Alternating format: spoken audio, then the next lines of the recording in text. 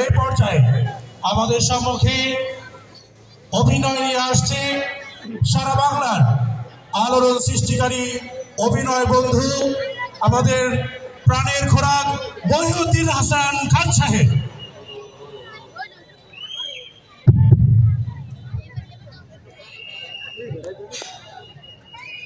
আসসালামু আলাইকুম ওয়া রাহমাতুল্লাহি ওয়া বারাকাতুহু। আসলে উম্মুল কুরা পরিবারের শিক্ষা পরিবারের প্রোগ্রামে তো আগেও আইছি, এখন আমি তাদের ফ্যামিলির তাদের পরিবারের একজন সদস্যের মতো মানে মাঝে মধ্যে আইসি খ্যাপট্যাপ মেরে গেছি প্রোগ্রামে। তো খুরা কি যা দিয়ে ফেলাইছে আজকে আইসি হাজিরে দিতে। তো আমরা বর্তমান প্রেক্ষাপটে দেখি আমাদের দেশে কিছু নারীবাদী আছে। উম্মুল কুরা শিক্ষা পরিবারের একটা মহিলা মাদ্রাসা আছে, এখানে ছাত্রীরা পড়াশোনা করে। তো এদের কি দাম কমে গেছে না বাড়ছে? বাড়ছে না। এরাও এই যে আমরা আরবিতে লেকচার শুনলাম, ইংরেজিতেও তারা লেকচার দিতে পারে। তা শিক্ষার তো কোনো দিক থেকে কমতি নেই। কিন্তু এই নারীবাদীরা, যাদেরকে আমরা নেড়িবাদী বলে থাকি আর কি, এই নেড়িবাদীরা মাঝে মাঝে কয় যে ইসলাম ধর্মের ভিতরে নারীকে অধিকার দেওয়া হয় না। এগুলোর কাছে ঘুরে ফিরে হিসেবে একটাই, ওই যে বাপের কাছ থেকে সম্পত্তি ভাগ করার সময় অর্ধেক পায়, তো ওইদের সুতা ধুইতে বলে বেড়ায় যে ইসলাম নারীরে তার মানে প্রাপ্য সম্মানটুকু দেয় নাই। এই মগারা বোঝে না যে আমাদের নারীরা কিন্তু ঘুরে ফিরে ডাবল পায় পুরুষের থেকে, ঠিক না? এরা বাপের ভাগেও পায়, ভাইয়ের ভাগেও পায়, আবার স্বামীর ভাগেও পায়, তিন দিক থেকে পায়। আর আমরা বলারা খালি বাপের ভাগেই যা আছে তাই পাই। তাহলে ওরা আমাদের থেকে আরো ডাবল পাইছে না? কিন্তু ওরা ওই অঙ্কে কাঁচা তো বুঝে ফেলে থাকি যে বাপের কাছ থেকে অর্ধেক পাইলে তার মানে ইসলাম দেয় না। ইসলাম নারীকে যে সম্মান দিছে এরকম সম্মান অন্য কোনো ধর্মে দিতে পারে না, ঠিক কিনা বলে? মায়ের পায়ের নিচে সন্তানের এরকম কথা অন্য কোনো ধর্মে নাই, ইসলাম ধর্মেই আছে। কিন্তু এরা এই ঘুরে ফিরে একই কথা বলে। এখন তারা নারীর সম্মান বলতে কি বোঝে? তারা বলে যে নারীরাও কাজ করে, পুরুষরা যেমন রিক্সা চালায় মাতারিরাও রিক্সা চালাবে, পুরুষরা যেমন ইটের ভাতায় কাজ করে ওই নারীরাও ইটের ভাতায় কাজ করবে। এটাই নাকি নারীর সম্মান দেয়, মানে নারী নিজের পায়ে নিজে দাঁড়াবে, এটাই নাকি নারীর সম্মান দেবে। যেখানে ইসলাম নারীকে রাজরানীর মতো একটা সম্মান দিছে, যে তোমার কোনো কাজ নাই, তুমি ঘরে বসে সংসার সামলাবা রাজরানীর মতো, যত বাইরের কষ্ট ক্লেশ আছে পরিশ্রম আছে সবকিছু সামলাবে পুরুষ, তুমি ঘরের কাজটা সামলাবা, ঘরের মহারানী থাকবা তুমি। তাদের এইটা পছন্দ না, তারা নারীকে ঘর থেকে টাইনে বাইর করে আনবে, আইনে কাউরে রিক্সা চালাই দিবে, কাউরে অটো চালায় অটোর ড্রাইভার বানাবে, ইটের ভাটায় কাজ করতে দেবে, এটা নাকি নারীর সম্মান। আপনারা ফ্যামিলি এন্টারটেনমেন্টের একটা দেখছেন না সাক্ষাৎকার লয় যে তুমি আগে কি ছিলাম, আগে তো আমি স্বামীর সংসারে ছিলাম, খুব অত্যাচারে ছিলাম, খালি কাম করা লাগতো, এখন আমি নিজের পায়ে নিজে দাঁড়াইছি। কি করছো? আমি এখন 5টা বাড়িতে কাজের বুয়ার কাম করি। এটা তার নিজের পায়ে নিজে দাঁড়ানো হয়ে গেছে।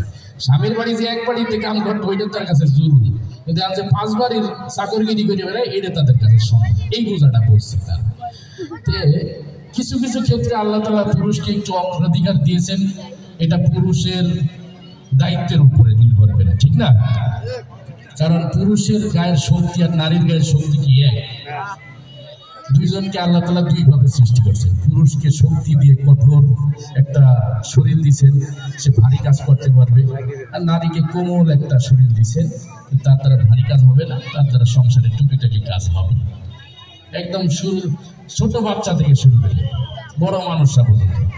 এই যে এখন শীতকালে বড়ই সিজন আসছে, আপনি ছোট্ট একটা বাচ্চাকে যদি বলেন যে বাবু তুমি একটা বড়ই গিয়েছে ঢিল ছুটে একটা বড়ই পারো তো, ওর দেখবেন ছোট মানুষ হলেও একটা পুরুষ ভাব আছে, সে একটা খোয়া নিবে, নিয়ে পুরুষের মতো এইভাবে ঢিল ছুটে পারবে।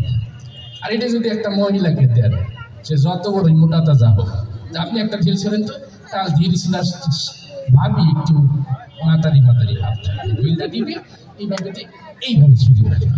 অর্থাৎ সৃষ্টিগত ভাবে একটা পার্থক্য আছে, পুরুষ আর নারী কখনো এক হতে পারে না, ঠিক কিনা বলেন? এই যে আমাদের একটা কবিতা আছে, বিদ্রোহী কবিতা, কাজী নজরুল ইসলাম লেখছেন। এই বিদ্রোহী কবিতাটা পুরুষের কণ্ঠে যেমন মানাবে, নারীর কণ্ঠে কিন্তু ওই রকম মানাবে না, ঠিক কিনা? কারণ বিদ্রোহী কবিতার মধ্যে একটা বিদ্রোহী ভাব থাকতে হবে এবং একটা ভরাট কণ্ঠ থাকতে হবে। এই বিদ্রোহী কবিতাটা যদি আপনি একজন পুরুষকে আবৃত্তি করতে দেন, সে আবৃত্তি করবে একদম বিদ্রোহী স্টাইলে। বলবীর বলচির উন্নত মমশীল সেই বিহারী আমার মতশীল ওই শিখর হিমাদ্রি বড় মহাবিশ্বের মহাকাশ ফাড়ি চন্দ্র সূর্য গ্রহ তারা ছাড়ি ভুলক দুলক গোলক ভেদিয়া খোদার আসন আরশ ছাদিয়া ইতিহাসে ছিল বিস্ময় আমি বিশ্ববিধাত্রীর বলবীর আমি চির উন্নত মমশীল। এটা হলো বিদ্রোহী কবিতার আবৃত্তি। এই আবৃত্তিটা যদি আপনি মাতারিদেরকে দেন যে আপনি একটা আবৃত্তি যতই মোটা মমতাজের মতো তার আবৃত্তি সর্বোচ্চ বলো পীর বলো চির উন্নত মমশী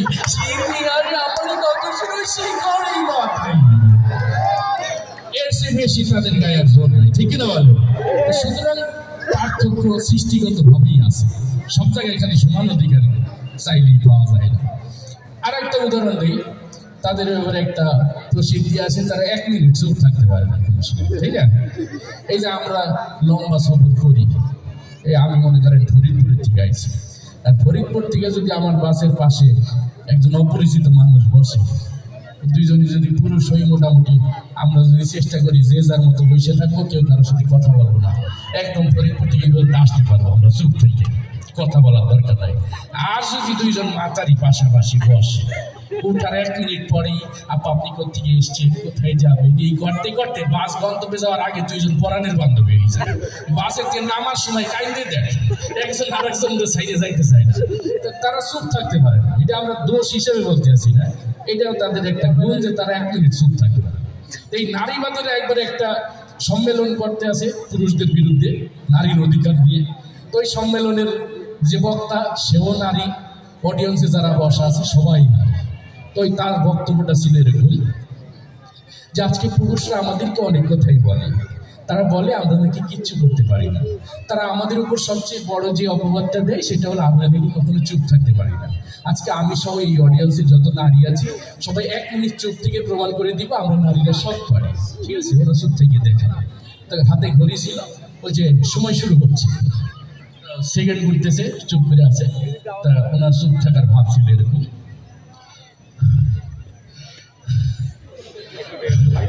যখন মোটামুটি 10 সেকেন্ড পার হয়েছে, এইভাবে মোটামুটি 40 সেকেন্ড পার হয়ে গেছে, যখন প্রায় 50 সেকেন্ড হয়ে গেছে, আল্লাহ আর মাত্র 10 সেকেন্ড বাকি। তার মানে বোঝা গেল তারা 1 মিনিট চুপও থাকতে পারে না, ঠিক না বলে? তো এইটা হইল ইসলাম। আল্লাহ তাআলা বৈষম্য করেন নাই কারণ আল্লাহ তাআলা শারীরিক গঠন, শক্তি সবকিছুর উপর নির্ভর করে একটা দায়িত্বের ক্ষেত্রে পুরুষকে তার মতো অধিকার দিয়েছেন, নারীদেরকে তার মতো অধিকার দিয়েছেন, ঠিক না বলেন? যাই হোক, এটা বুঝাইলাম আর কি।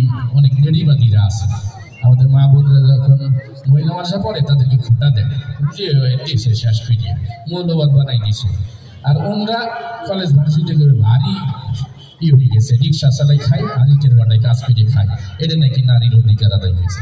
আল্লাহ তাআলা যারা নারী নারীবাদীরা আছে তাদেরকে যেন হেদায়েত দান করে, বলেন আমিন। তো ইতিপূর্বে আমি এই প্রোগ্রামে আইসা মোটামুটি আমার পারফরমেন্স আছিল, দেখে গেছি। আপনাদের কোনো আবদার আছে নি কোনোটা দেখার? কোনটা?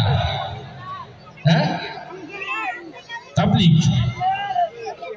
হ্যাঁ, বুঝা যায় না। আচ্ছা, এটা অবশ্য কবির সাক্ষাৎকারে কায়দা করে একটু বলে দিছি, তারপরে অনেকের আবদার থাকে যে এটা আলাদাভাবে শুনবে।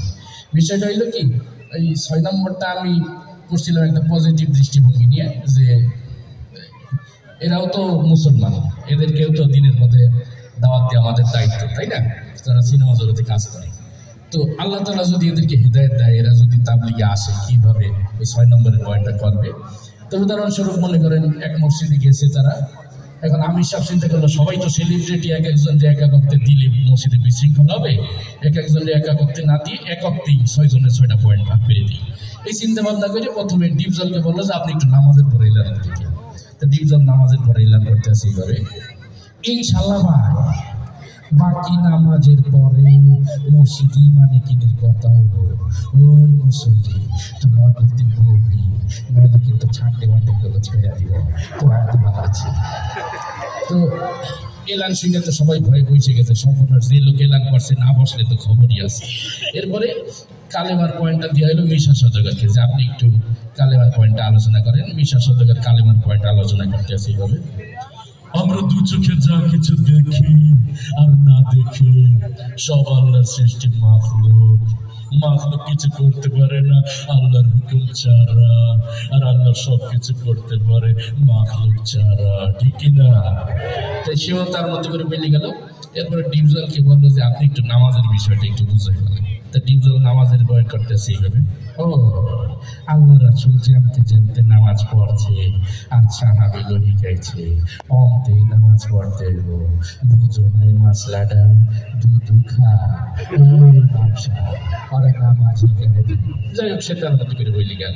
এরপরে জিকিরের বিষয়টা দিয়ে হলো কাবিলা। কাবিলা তার মতো করে বলতেছে, ওর হালতে মাওলা পাকের জিকির তোমার তেলের ভিতর টাস টাস ফিরিয়ে বাজতে থাকবে।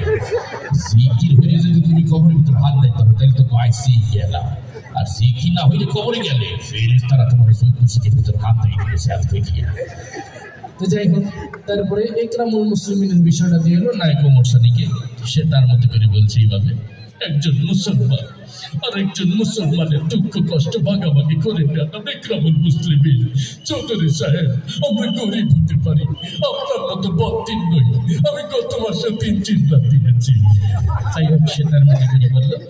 এরপরে সহিনিয়াতটা দিয়ে হলো নায়ক মান্নাকে। তো নায়ক মান্না তার মতো করে বলছে: আমরা যা কিছু করবো পৃথিবীর কোনো মানুষকে খুশি করার জন্য করবো না, একমাত্র আল্লাহ রাব্বুল আলামিনকে খুশি করার জন্য করবো। আল্লাহ রাব্বুল আলামিনকে খুশি করার জন্য করবো। তারপরে দাওয়াতে তাবলীগের বিষয়টা দিয়ে হলো নায়ক রুবেলকে। নায়ক রুবেল দাওয়াতে তাবলীগের বয়ান করতে আসে এইভাবে: আল্লাহ দিয়ে চাল, আল্লাহ দিয়ে মাল, আল্লাহ দিয়ে সময় দিয়ে আল্লাহ রাস্তায় বের হয়ে আল্লাহ দিয়ে যার মাল সময় সঠিক মূল্যায়ন করতে হবে। আর তুই চিন্তা রাখিস, তুই যদি আল্লাহ দিয়ে চাল, আল্লাহ দিয়ে মাল, আল্লাহ দিয়ে সময় দিয়ে না বের হোস, তুই ধ্বংস হয়ে যাবি, ধ্বংস হয়ে যাবে। তো ধন্যবাদ সবাইকে। মাগরিবের সময় হয়ে গেছে, আমরা বাচ্চাদের আবার একটু পরিবেশনা শুনবো। মাগরিবের পর থেকে আবার ঈশা পর্যন্ত বিরতিহীনভাবে আমরা অনুষ্ঠান উপভোগ করবো। কারণ ইনশাল্লাহ সবাই শেষ পর্যন্ত আসি তো। আল্লাহ তাআলা আজকের অনুষ্ঠান কবুল করুন। ধন্যবাদ।